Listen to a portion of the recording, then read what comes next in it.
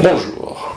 En littérature, comme dans toute discipline artistique, on distingue les génies de synthèse et les génies de création.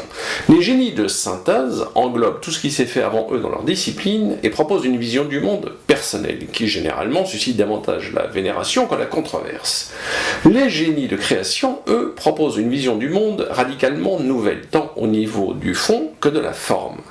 Par leur intransigeance et leur radicalité, ils ont souvent tendance à susciter la polémique. Ils apparaissent dans le paysage comme un coup de tonnerre, et souvent, ils connaissent des destins foudroyés.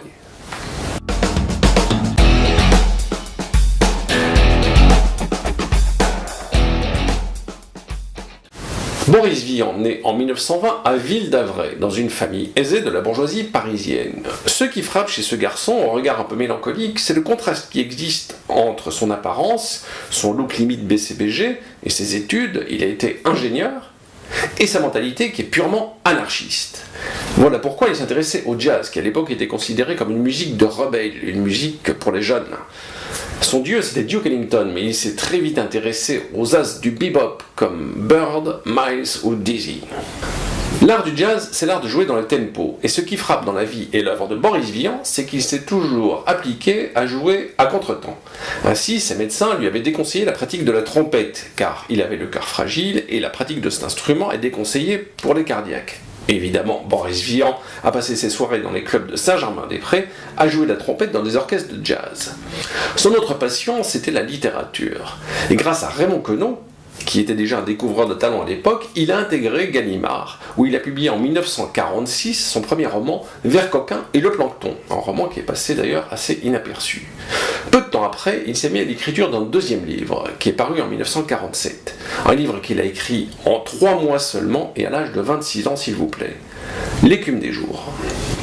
L'écume des jours raconte l'histoire d'amour foudroyé entre Colin et sa femme Chloé, qui se meurt d'un nénuphar dans le poumon. Pour l'aider à survivre, Colin va multiplier les boulots plus indignes les uns que les autres pour pouvoir acheter des fleurs et les mettre devant sa femme en espérant qu'ils vont faire faner de jalousie le nénuphar qui est en train de tuer Chloé. C'est donc un roman tout à fait surréaliste, plein de fantaisie et de fantasmagorie, mais c'est aussi un roman d'amour bouleversant. Et voilà pourquoi L'écume des jours a tant touché les lecteurs. C'est que c'est à la fois un roman universel, puisqu'il raconte une histoire d'amour foudroyée, et c'est un roman très contemporain, car on voit un homme qui doit sacrifier sa liberté et sa dignité pour tenter de sauver ce qu'il peut d'espoir et d'amour. Le drame, c'est qu'au moment de la publication de L'écume des jours, en 1947, Boris Vian est au centre d'un immense scandale dû à la publication d'un livre « J'irai cracher sur vos tombes ». Au départ, Boris Vian est censé être simplement le traducteur de ce livre, qui est issu de la plume d'un obscur écrivain américain, Vernon Sullivan. Mais il est très vite apparu que Vernon Sullivan et Boris Vian n'étaient qu'une seule et même personne. Il avait fait le pari avec un éditeur qu'il était capable d'écrire un pastiche de roman noir américain en 15 jours, ce qui dénote une puissance de création assez phénoménale. Le problème, c'est que des bonnes âmes et des cubénis se sont émus du contenu du livre, qui parfois est un peu scabreux, voire pornographique, et lui ont tenté un procès qui a coûté sa réputation et sa fortune à Boris Vian.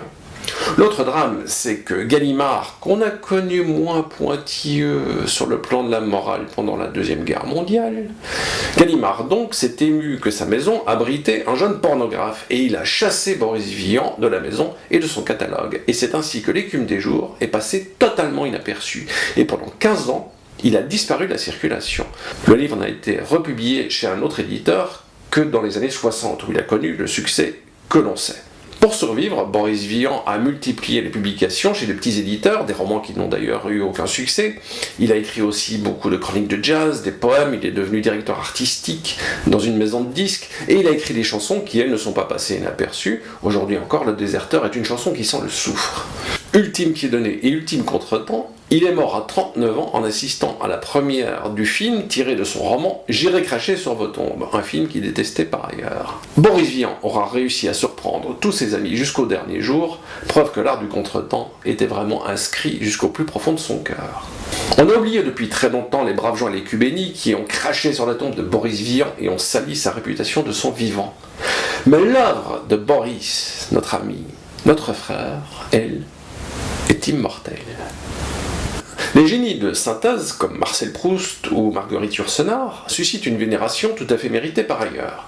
Les génies de création, eux, suscitent davantage la polémique. Et parmi ces écrivains, l'un d'eux a battu tous les records, tant au niveau de son génie littéraire, absolument phénoménal, que de sa mentalité et de sa philosophie, qui est la plongée dans l'ignominie la plus crasse. Mais de lui, il sera question la prochaine fois. Je vais faire un peu de publicité pour mon dernier roman, La Manufacture des Histoires, paru aux éditions Baker Street. C'est l'histoire d'un écrivain, l'écrivain le plus refusé de l'histoire de l'édition, qui un jour rencontre un autre homme. Et cet autre homme lui dit, si vous voulez publier des livres, il va falloir écouter mes conseils, et vous pourrez intégrer un lieu mythique et mystérieux, la Manufacture des Histoires. Le problème, c'est que cette Manufacture des Histoires cache des intentions beaucoup moins avouables. Lesquelles ? À vous de le découvrir.